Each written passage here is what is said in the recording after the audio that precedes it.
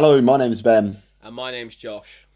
and welcome back to FPL Graduates, and welcome back to another video where today we're going to be going through our Game Week 33 teams.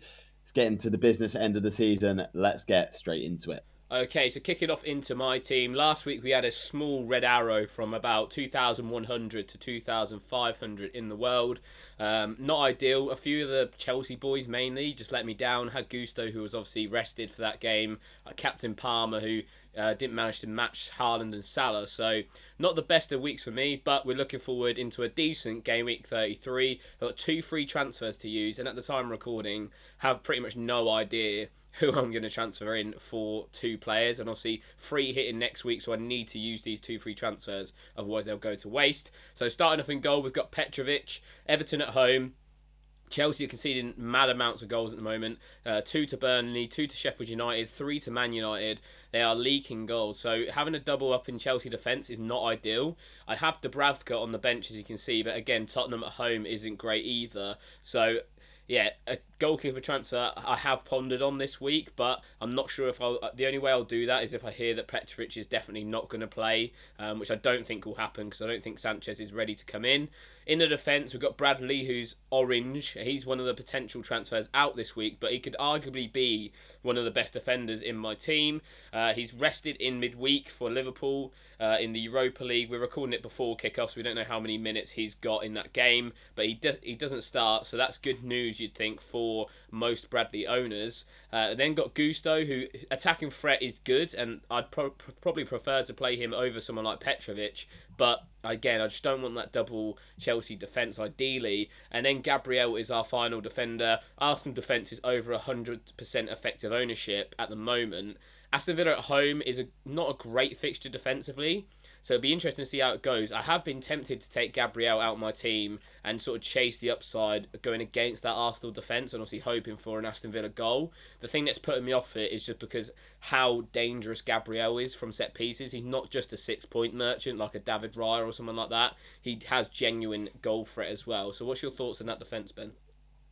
Yeah, decent defence, and I think you're looking pretty good going into this game week. Obviously, there's concerns about Chelsea.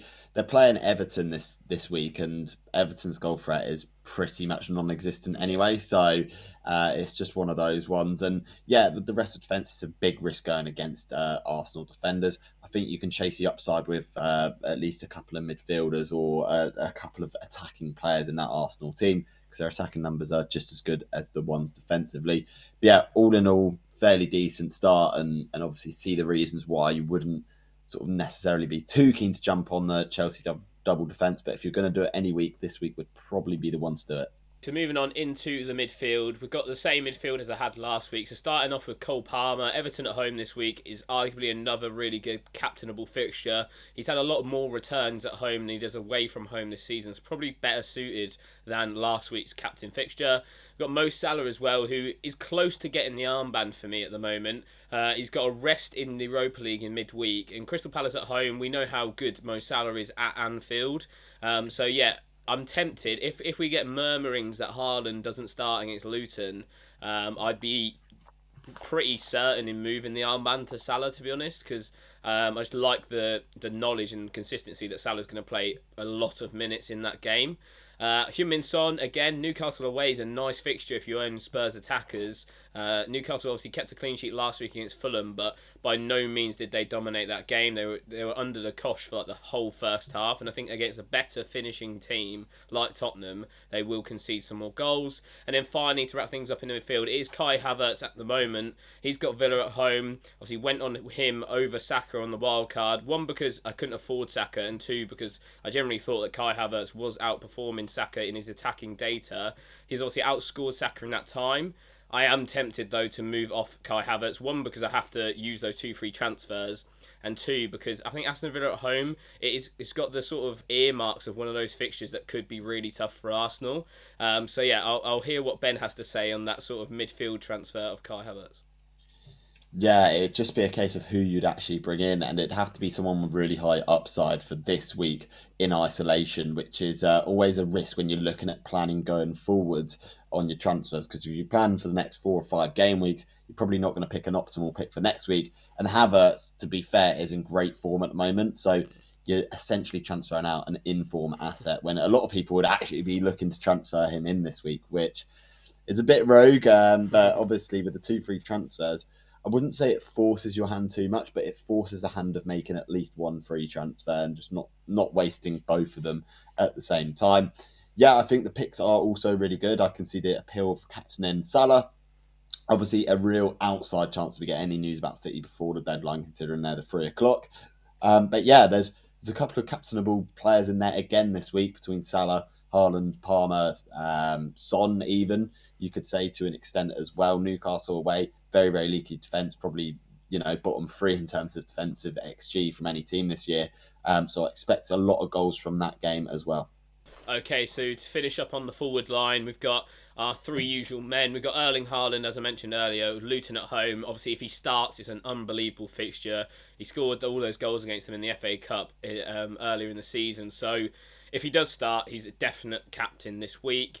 We've got Isak as well, Tottenham at home. Again, a nice fixture. He's on penalties. So yeah, I've got no quivers starting him this week against that Spurs defence that leaks a goal minimum pretty much every single week at the moment. And then we've got Darwin Nunez as well, who obviously in my situation I'm free hitting next week, so having these Arsenal and Liverpool assets isn't necessarily super important for my strategy because I'll be free hitting them all in next week. So he is potentially an earmark on someone who I could transfer out. He is going to be starting in the Europa League tonight as we're recording this for Liverpool. So I think there is a chance that he does get less than his usual amount of minutes. I think even in recent weeks we've seen that Luis Diaz is getting 88 minutes on average in the last six, and then Nunez is about 68 minutes in their last six. So there's definitely a favouritism there, and Nunez is definitely the one who's coming off earlier. So he could be a player that I move off to. The obvious asset at the moment, the only one that I can go to would be Rasmus Højlund. But for me, since he's come back from his second injury of the season, not looked at it as much. It might have been the fixtures that he's playing in, tough fixtures against like Liverpool and Chelsea, but just not looked at the races. So I'm not that keen on losing Darwin Nunez at home against Crystal Palace, who haven't been great themselves, for an asset like that. But like Ben alluded to in the previous section, the midfield, I'm gonna have to lose a asset that might be good for this week, but I've just got to hope that the guy I bring in either matches them this week and just outscores them over the next few. For me, the main asset I'm looking at right now is probably Richarlison. If I know that he's fit and we should get team news in that game before the deadline, I'd be very, very tempted to move Kai Havertz to him, just because when he does play through the middle as a 9, his stats are just stupid. So that's my main thoughts at the moment. On the bench, we've got obviously Dubravka, as I mentioned, Garnacho. So if I do get any rotation in the team, that is a really, really nice first sub. Van Heck as well, Burnley away, could easily start him, not too bothered there. And then a Doji with Newcastle away. So yeah, a decent lineup. What's your thoughts on those concrete transfer plans, Ben, that I've got going for this week? Yeah, very, very concrete. And I see the rationale behind potentially transferring out Darwin, maybe a little bit more than Kai Havertz, to be honest. With so many Liverpool assets returning from injury, that rotation is going to be huge, and we know Darwin is always going to be the first guy to get substituted, regardless, and the minutes going to diminish week by week. I still think he's a good 60-minute man, regardless. But obviously, there's an element of risk with that. Isak's a really good pick for this week. I really like him and the potential, and of course, Haaland on the captaincy. You can't argue too much with that at the moment either. It's all in all really, really strong and a bit of a headache in terms of transfers that you're going to make. Okay, so moving on into my team, and it was a bit of a decision on the goalkeeping situation this week between Pickford and Dubravka. At the moment, I'm with Jordan Pickford for the save potential that we have here. I think Newcastle are definitely going to concede. I think Everton have a good chance of conceding, but I also think that they're pretty resolute in their defensive actions, and their XG conceded isn't actually the worst in the world either. So I'm probably going to stick with Pickford in goal. In the defence, I've currently got a flagged Ait Nouri. There's obviously doubts about his fitness. He's been seen doing gym work this week, not been seen out on the field as of yet. So I'm sure with the Friday press conferences, we will know a lot more about the fitness of him. I'm thinking even if there's potential that he's a doubt and may come off the bench, I think his potential attacking wise is still so good that I may even be tempted to keep him as on my starting 11 for this week, because my bench isn't the strongest. Udogie is also in there, Newcastle away. Again, not expecting a clean sheet here, but potentially an attacking return. Not too much received from him in terms of points in FPL recently, so I'm hoping that he turns that around. And then Gabriel, no doubt in my mind, he's staying in the team for the foreseeable future, unlike Josh. So yeah, that's the back four. Josh, what are your initial thoughts on that? Yeah, it's a decent back four. Obviously, the Pickford Dubravka shout is tough. I had that sort of similar dilemma last week with Dubravka and Petrovic. Got it wrong. Dubravka was benched last week, so yeah, it'll be an interesting one. I would say is that Pickford doesn't make that many saves. Everton's defence in general is actually one of the best defences in the league this season in terms of expected goals conceded. It just seems like they concede all the goals that they're expected to and a little bit more. So yeah, something to bear in mind. I think I'd just go on like an average save amount, and I think considering the opposition, I'd probably say that maybe Spurs would take more shots than Chelsea, but yeah, like you say, it's a 50-50 there. In terms of the defence, Adoji, like you say, he hasn't really been returning in recent weeks, especially in attacking numbers. Obviously, Porro outscoring him last week was a massive, massive hurt to the rank. So yeah, not ideal there, but I think with your plan, I think maybe bringing in a defensive asset that will obviously go and double in game week 34, that would be probably the play for me. Yeah, it definitely could be. Got one free transfer at the moment and looking to maybe make a transfer this week, but if not, certainly looking at making both those transfers next week to attack the double. In my midfield, I've got here Kyung-min Son, Anthony Gordon, Bukayo Saka, Mo Salah, and Cole Palmer. Like you said about the Spurs game, I think there's going to be goals in this, and it justifies me starting both Son and Gordon here. So really excited to own both of those guys. Saka as well, like Josh said, the numbers haven't been the best, but he's still scoring, he's still getting returns in the Champions League, etc. So I do back him to do well against Villa at home.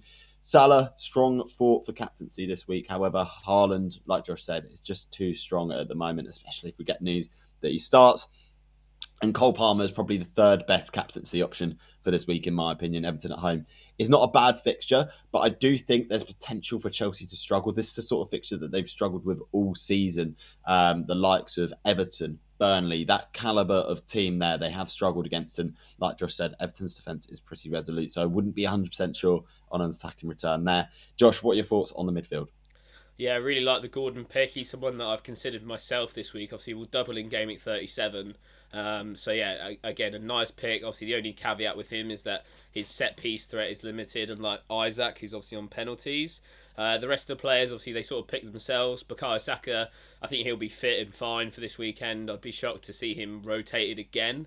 That would be really unlucky for owners. So yeah, a nice fixture, and he's on the penalties as we all know. So if you've got a penalty taker, you should probably play them 9 times out of 10.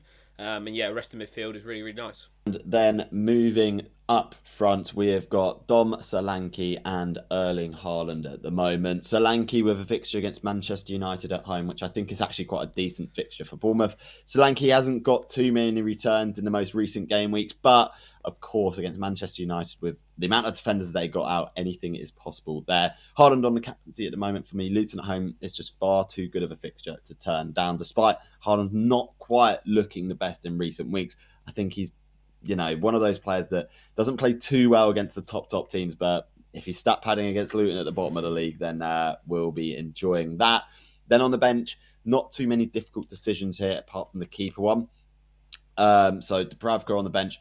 Konza, Arsenal away, I think is a fixture that Villa will concede in, and I don't think Konza will get any attacking returns at all. Kirkez as well, and Mateta. So Kirkez, again, minutes are a question mark. He either starts or he comes on for 20 minutes. And Mateta, I'm probably be tempted to move Kirkez and Mateta up on my bench order just in case. Mateta's looked in great form and is definitely a good pick for that double game week next week. Josh, what are the overall thoughts? My initial plan is to roll that free transfer, but of course that can change and it can change based on sort of even Europa League injuries.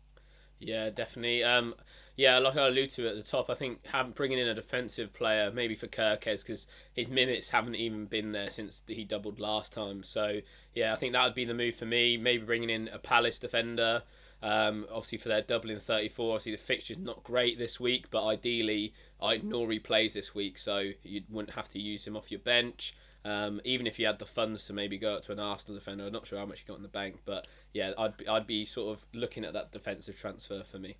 So that's our Game Week 33 team reveals. Let us know what you think of our transfer plans, or if you've got some transfer plans for us in the comments, as we're both absolutely in no man's land with what we're going to do this week. As always, comment your dilemmas down in the comments, and we'll try our best to help you out as well. And subscribe if you haven't already. There's like 70% of you who watch us regularly who aren't subscribed, and we're nearly at 3,000 subscribers, so hit that sub button.